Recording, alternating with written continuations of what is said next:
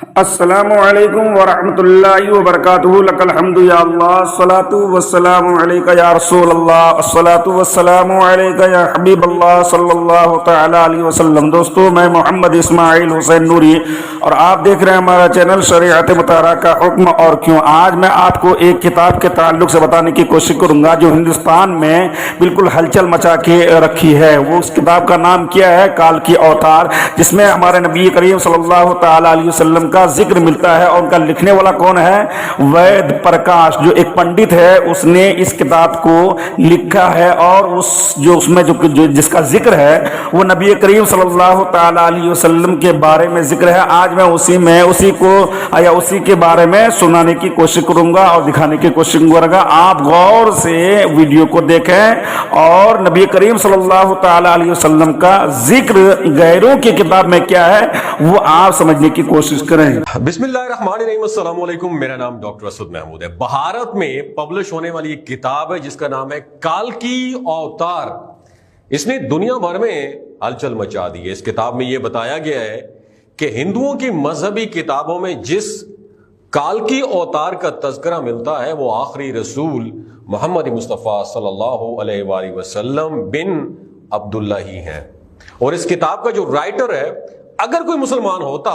تو اب تک پابند سلاسل جیل میں بند ہوتا اور اس کتاب پر پابندی بین بھی لگ چکا ہوتا، مگر اس کی جو رائٹر ہے پنڈت وید پرکاش ایک برامن ہندو ہیں اور وہ الہ آباد یونیورسٹی سے ایسوسیٹڈ بھی ہیں۔ وہ سنسکرت زبان کے ایکسپرٹ ہیں اور معروف ریسرچر اور اسکالر بھی ہیں۔ پنڈت وید پرکاش نے کال کی اوتار کی بابت اپنی اس ریسرچ کو انڈیا کے 8 مشہور و معروف ریسرچر پنڈتوں کے سامنے پیش کیا اور اپنے شعبے میں جو بالکل مستند جو ہے نا وہ گردانے جاتے تھے۔ ان پنڈتوں نے کتاب کے بغور مطالعے اور ریسرچ کے بعد یہ تسلیم کیا ہے کہ کتاب میں پیش کیے گئے حوالہ جات مستند اور اتھینٹک ہے۔ برامن پنڈت وید پرکاش نے اپنی اس ریسرچ کا نام کال کی اوتار یعنی تمام کائنات کے لیڈر رہنما رکھا ہوا ہے، اور ہندوؤں کی اہم مذہبی کتب میں دراصل ایک عظیم لیڈر کا تذکرہ بھی ملتا ہے جسے کال کی اوتار کا نام دیا جاتا ہے۔ سو پنڈت وید پرکاش گہری ریسرچ کے بعد یہ کلیم کرتے ہیں کہ اس کال کی اوتار سے مراد حضرت محمد مصطفیٰ صلی اللہ علیہ وآلہ وسلم ہیں جو مکہ میں پیدا ہوئے۔ چنانچہ ان کا کہنا ہے کہ تمام ہندو جہاں کہیں بھی ہوں ان کو اب کسی اور کال کی اوتار کا انتظار کرنے کی ضرورت نہیں ہے، بلکہ اس کے لیے انہیں محض اسلام قبول کرنا ہے اور آخری رسول حضرت محمد مصطفیٰ صلی اللہ علیہ وآلہ وسلم کے نقش قدم پر چلنا ہے، جو بہت پہلے اپنے مشن کی تکمیل کے بعد اس دنیا سے تشریف لے جا چکے ہیں۔ اور اپنے اس دعوے کی دلیل میں پنڈت وید پرکاش نے ہندوؤں کی مقدس کتاب وید سے مندرجہ ذیل حوالے دلیل کے ساتھ پیش کیے گئے جو میں آپ کے ساتھ ڈسکس کرنا چاہ رہا ہوں۔ نمبر 1، وید کتاب میں لکھا ہوا ہے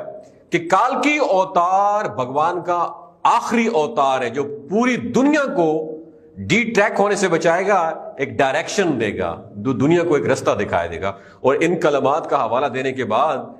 پنڈت وید پرکاش لکھتے ہیں کہ اس پیشن گوئی پریڈکشن کا اطلاق صرف حضرت محمد مصطفیٰ صلی اللہ علیہ وآلہ وسلم کے معاملے میں درست ہو سکتا ہے، اس کے علاوہ کسی کے اوپر بھی نہیں۔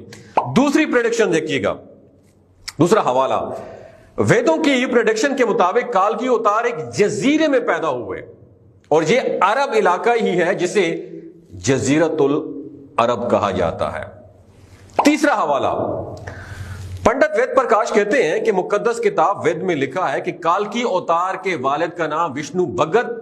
اور والدہ کا نام سومانب ہوگا، جبکہ سنسکرت زبان میں وشنو اللہ کے معنوں میں استعمال ہوتا ہے اور بھگت کے معنی غلام اور بندے کے ہیں۔ چنانچہ عربی زبان میں وشنو بھگت کا مطلب یہ ہے اللہ کا بندہ یعنی عبداللہ ہوا، اور سنسکرت میں سومانم کا مطلب ہوتا ہے امن، جو کہ عربی زبان میں آمنہ ہوگا۔ اور آخری رسول حضرت محمد مصطفیٰ صلی اللہ علیہ وآلہ وسلم کے والد کا نام عبداللہ اور والدہ کا نام آمنہ ہی ہے۔ یہ حوالہ بھی درست اس نے کہا۔ چوتھا حوالہ وہ دیتے ہیں کہ وید کتاب میں لکھا ہے کہ کال کی اوتار زیتون اور کھجور استعمال کرے گا اور وہ اپنے قول و فعل میں سچا امین دیانتدار بھی ہوگا، اور یہ دونوں پھل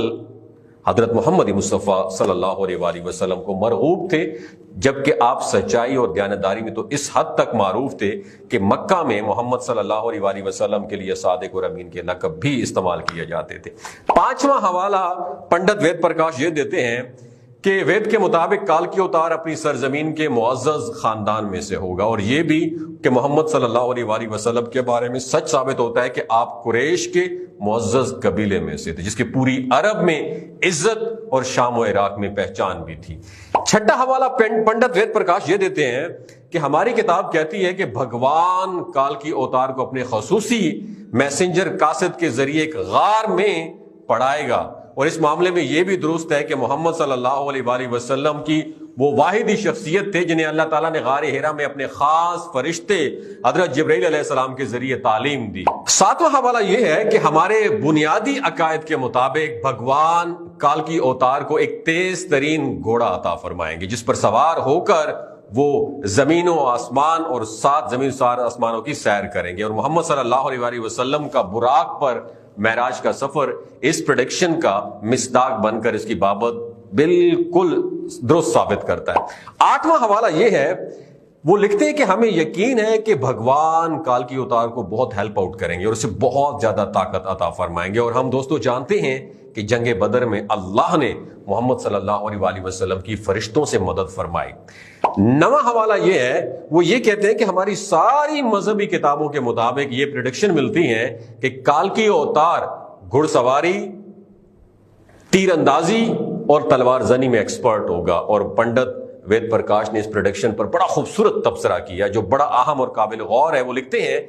کہ گھوڑوں، تلواروں اور نیزوں کا زمانہ بہت پہلے گزر چکا ہے، اب تو ٹینک، توپ اور میزائل جیسے ہتھیار استعمال میں ہیں، لہٰذا یہ عقل مندی نہیں ہے کہ ہم اس دور میں بھی، جدید دور میں بھی تلواروں، نیزوں اور برچھیوں سے مسلح کالکی اوتار کا انتظار کرتے رہے۔ حالانکہ حقیقت یہ ہے کہ مقدس کتابوں میں کالکی اوتار کے واضح اشارے حضرت محمد مصطفیٰ صلی اللہ علیہ وآلہ وسلم کے بارے میں ہیں، جو ان تمام حربی فنون میں کامل مہارت رکھتے تھے۔ ٹینک، توپ اور میزائل کے اس دور میں گھڑ سوار، تیز زن اور تیر انداز کا کالکی اوتار کا انتظار کرنا نری حماقت ہے، اور اس کو اتنا پھیلائیں، جو ویڈیو میں نے آپ کے ساتھ ابھی شیئر کی ہے، کہ ساری دنیا کے ہندو کلمہ پڑھ کے اللہ تعالیٰ کے حضور سچی توبہ کر کے جنت میں جانے والے بن جائیں۔ اور اگر یہ ویڈیو آپ کو اچھی لگی ہو، اپنے دوست احباب کے ساتھ بھی شیئر کریں، ہو سکتا ہے آپ کی ایک ویڈیو سے اللہ تعالیٰ کسی کی زندگی اور دل بدل دے۔